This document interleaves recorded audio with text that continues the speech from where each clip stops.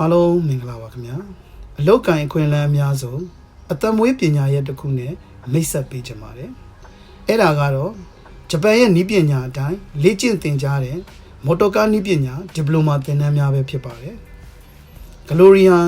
အိုကာယာမာသိပ္ပံနဲ့နည်းပညာကောလိပ်ဂျပန်နဲ့ပူးပေါင်းပြီး Automotive Engineering Diploma သင်တန်းအပတ်စဉ်88နဲ့89သင်တန်းတွေကိုမကြာခင်ဖွင့်လှစ်တော့မှာဖြစ်ပါတယ်သင်တန်းအစီအစဉ်အသေးစိတ်ကတော့သင်တန်းရက်တနင်္လာမှတောက်ကြသည့်တပတ်9ရက်သင်တန်းချိန်မနက်8:00 နာရီမှနေ့လယ်17:40 အထိတစ်ချိန်နဲ့နေ့လယ်12:20 မှညနေ4:00 နာရီအထိတစ်ချိန်သင်တန်းကာလပုံမှန်သင်တန်းကာလတစ်နှစ်နဲ့ Foundation တက်ဖို့လိုသူတွေကသင်တန်းကာလ73လသင်တန်းဖွင့်မြစ်ရက်ပုံမှန်သင်တန်း23ရက်4လ2026 Foundation တက်ရမယ့်သူတွေက14ရက်3လ2026လက်ခံမဲ့ဦးရေတန်းခွဲတစ်ခုလျင်သင်တန်းသား25ဦးတက်ခွင့်ရှိသူများပညာရေးချင်းအနေဆုံးစနစ်ဟောင်းဆိုရင်10တန်းစနစ်သစ်ဆိုရင် G11 နိုင်ငံတကာသင်ယူ GED IGCSE သင်ယူပြီးသူများအားလုံးကြားမမရွေတက်ရောက်နိုင်ပါတယ်သင်ကြားမိပုံစံစာတွေ90% လက်တွေ90%အသုံးပြုမိသင်ယူဂျပန်နိုင်ငံကုန်းလန်းတည်ယူပို့ဆောင်ရေးဌာန၏ Third Class Mechanic သင်ယူအတိုင်းသင်ကြားရမှာဖြစ်ပါတယ်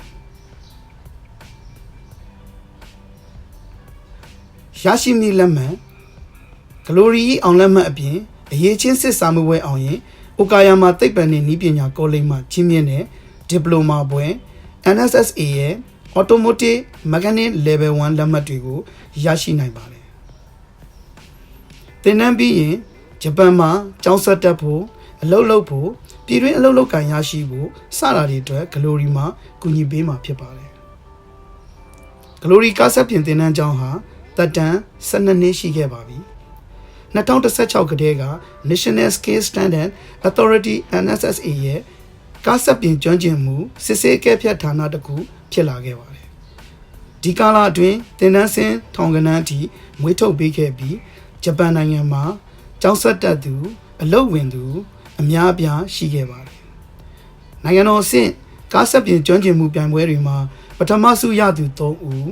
အာဆီယံအဆင့်ပြိုင်ပွဲမှာဆုတစ်စိတ်ရသူ2ဦးတို့ကိုလည်းဂလိုရီကမွေးထုတ်ပေးနိုင်ခဲ့ပါတယ်စိတ်ဝင်စားရင်တော့39 519 9819 39 9312 101တို့ကိုဆက်သွယ်နိုင်ပါတယ်ခင်ဗျာအားလုံးကိုကျေးဇူးတင်ပါတယ်